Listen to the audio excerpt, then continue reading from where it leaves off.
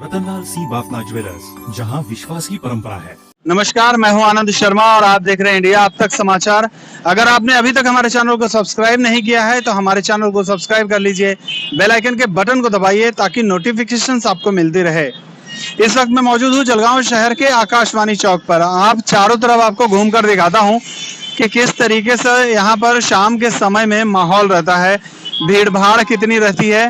ये गोल बड़ा सा चौराहा शहर को तो सुंदरता दे रहा है, लेकिन यहाँ पर दुर्घटनाओं का सिलसिला लगातार बढ़ते जा रहा है। लोगों को आवाजाही में परेशानियां हो रही है, जिसका दूसरा कारण ये भी है कि यहाँ पर लाइटिंग्स की व्यवस्था नहीं है। और लाइटिंग की व्यवस्था सिर्फ यहीं पे नहीं है, लाइटिंग की व्यवस्था तरसोद से लेकर पालधी तक जहाँ भी नया सड़क बना है कहीं पर नहीं है। बहुत ही दुर्दैवी घटना घटी थी शनिवार के दिन। दो खाटिक बंधु एक्सपायर कर गए। दुर्घटना हुई दूरदर्शन टावर के पास। दरअसल मेरी इच्छा थी उस रास्ते पर जाकर वहां पर रिपोर्ट करने की, लेकिन मुझे खुद में अंदर में डर लग रहा था कि कहीं मैं भी किसी दुर्घटना का शिकार न बन जाऊं, क्योंकि यहाँ किसी को किसी की कुछ पड़ी नहीं है।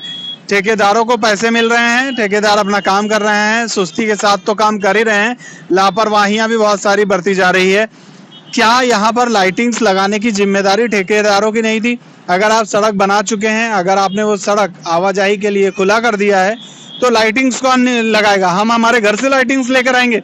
यहाँ पर रास्ते में अंधेरा इतना है, गाड़ियां आती जाती रहती है, हाईवे है, शहर के बीचों बीच से गुजरता हुआ हाईवे है, ये बड़ा सारा चौक है, यहाँ पर तो जगह जगह लाइटिंग्स रहनी चाहिए, लेकिन नहीं, ऐसा कुछ भी नहीं है। दो ट्रैफिक पुलिस वाले बेचारे इतनी बड़ी जो ट्रैफिक है यहाँ पे उस ट्रैफिक को संभालते आ रहे हैं, ये भी क्या कर लेंगे? लोग रास्ते में जब लोग चलते हैं, अंधेरा होता है, बाहर लाइट रहती है, सामने से किसी गाड़ियों की लाइट आती है, पड़ोस में कोई घुस जाता है इधर उधर से, एक तो सिग्नल नहीं है तो कोई किधर से भी आता जाता है, किसी को किसी तरह की रोक टोक नहीं है।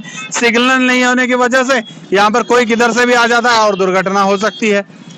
हाईवे पर लाइट्स नहीं है, इसलिए भी बहुत सारी दुर्घटनाएं हो रही है। लगातार दुर्घटनाएं जलगांव शहर में हो रही है, लेकिन शायद प्रशासन और ठेकेदारों को कुछ पड़ी नहीं है।